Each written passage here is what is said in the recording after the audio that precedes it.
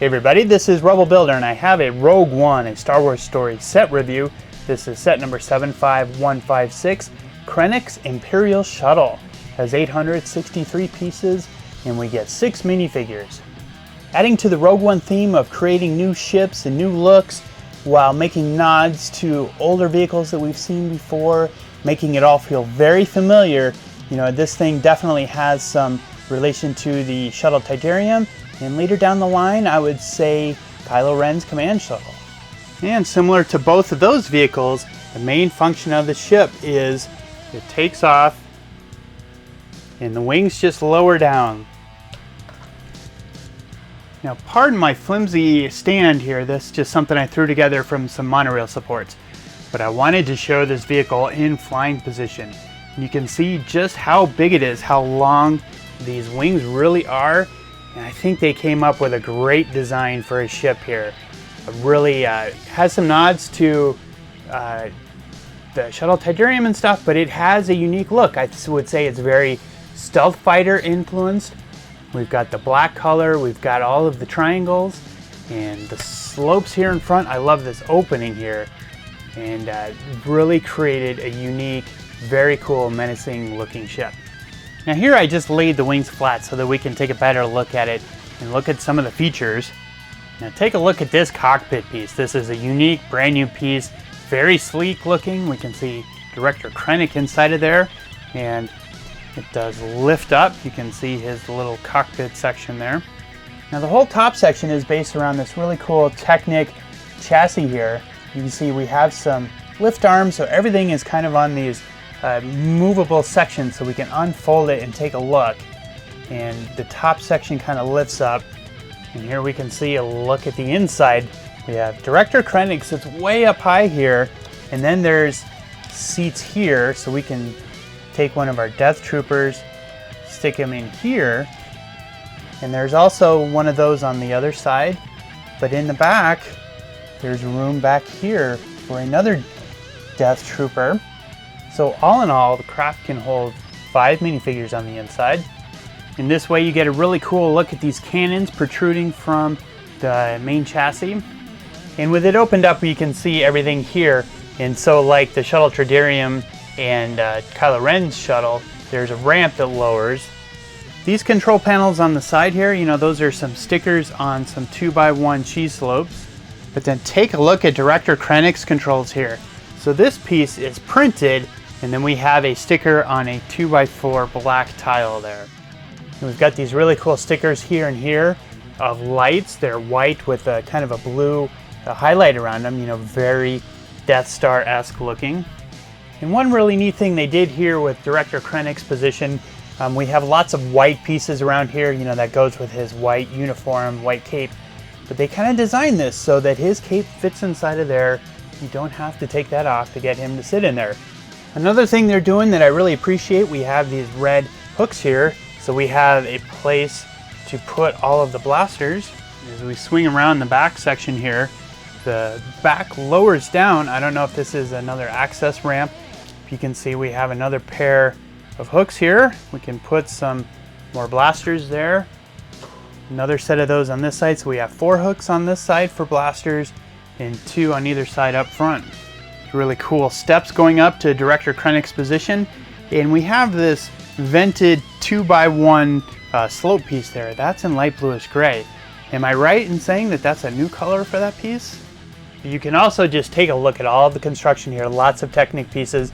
This thing is very sturdy, very secure, very strong, very fun to put together, you know. Some of those techniques that we're getting familiar with, where this thing is engineered to be a playset. Now take a look at this main dorsal fin here. This gets a little tedious. We have lots of little pieces in here, even a ton of 1x1 plates. But this is all very secure. We have lift arms through here. We have pins going in. So this thing is really not going to fall apart on you. Now as we fold everything back down together, this lifts up. And they just kind of sit here. Cockpit piece lowers down. You can take a look at the combination of tiles, these modified tiles here. Really a neat stealthy look, little splashes of dark gray in there just to give it a little more contrast, to break it up. And the same techniques here on the wings, you know, the tiles and the modified tiles, but they did a lot of these grill pieces to break things up, a few of these transparent red tiles, and the same patterns repeated here on the front. I think they did a really cool little job here with, we have a bunch of these 2x2 wedge plates, so they kind of used all these pieces to go back and forth to create all of these interesting lines and angles. Really cool gear piece here. Again, just did a great job of creating a unique look, but all using black parts. I love how they did that. And here's a look at the joint system here for the wings. You know, they have these ball joints, so this is just a smooth movement here on either side. But it's very secure, lots of technique going into the wings and connecting to the main chassis. And here's a look again at the back ramp. I'm not sure what part this is going to play in the movie, but it just seems like this is going to be some access for weapons and equipment. But if we raise this guy up, you can see the really cool transparent blue engines there, and a little bit better look from down below. And you can also see the landing skids. And there is the ramp underneath too. So this guy just raises up like that. And here's a look at the underside. This is really just a Technic mess, you can see, but it's very sturdy, very strong. But here's the landing skids. Now these are connected with some lift arms on either side and an axle going across here. So these just lower down so the ship can land. And they don't really tuck up underneath here too much, but this is just enough to change the center of gravity so that when it's here in landed mode, the ship doesn't topple over. And on the underside of the wings here, we have some spring-loaded missiles here. No firing mechanism, you just tag that with your finger. And at the ends of the wings here, we have some cool blasters.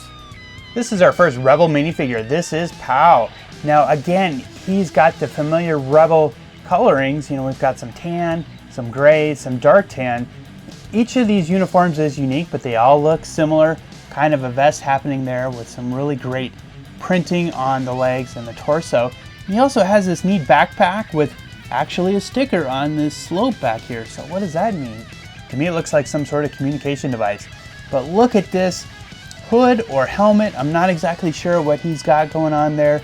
It looks to be a little more cloth-like with the light tan here, maybe a helmet on top. And he comes with the long Star Wars blaster. But look at this alternate face printing. Look at that mouth. I don't know if he's screaming or eating something or what, but pretty wild look to him there. Our next figure is a Rebel by the name of Bodhi Rook. Dark gray uniform, and again, he's got a really large backpack with some equipment going on there. Not sure what that's about, but he's kind of got the Kanan Jarrus ponytail black hairpiece. It's a brown printing there on his chest piece. You know, some sort of vest or something. And one thing I would have liked to have seen on him is some arm printing. They've mentioned that he is a rebel who has defected from the Empire, but he still carries the Imperial insignia on his arm to kind of remind him of what he's fighting against, I guess. So that would have been kind of cool if they would have printed that on there. And he's got a beard and some goggles printed on his face, and an alternate printing without the goggles. Here is K2SO, a droid that was a former Imperial droid from what we know and was reprogrammed by Cassian Andor. Really neat printing on this guy. You can see he's got some printing on the helmet there, some printing on his chest piece, as well as an Imperial insignia on the shoulder socket there. I think this guy looks really cool and quite a different take on the familiar battle droids that we saw so much of during the Clone Wars. Here is Director Krennic, black and white uniform with the really soft white cape. We've definitely seen the cape happening in the trailers and stuff so far. Really kind of smooth hairpiece and the silver blaster and Imperial insignia and belt printed on his face, chest piece there. Just the one face printing, you know, he's got that serious look. I kind of take that to mean that he always just has the one serious look on his face in the movie. And here are the Imperial Death Troopers. And that's definitely something I never thought I would see printed on a Lego box. But look at these guys, they are awesome. Printing and some detail on the back, and really cool printing and detail on the legs and the chest piece. Some of the highlights are they have these pauldrons, but look, there's actually printing on the pauldrons. I think that's really neat. But again, the helmets are what do it for these guys. These are so cool, with some great printing on the top, the vents happening in the front there, and look at these green dots here in front. Now, what clues can we take from the shape of these helmets? To me, the vents are more prominent than the standard Stormtrooper helmet, so does that mean that they're going to be in some sort of environment where they need a more robust breathing apparatus? Who knows? Leave me a comment down below and let me know what you guys speculate. Now, to me, this set was the perfect combination of something that's fun to build, challenging to build. You get some really cool parts, some neat techniques, so I enjoy all that. So you throw in 6 great minifigures.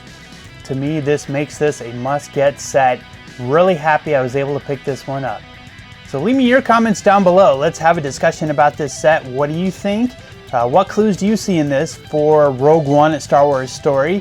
Thumbs up this video, and if you're new to my channel, please hit that subscribe button. I'm always working hard on new videos. You don't want to miss out on those.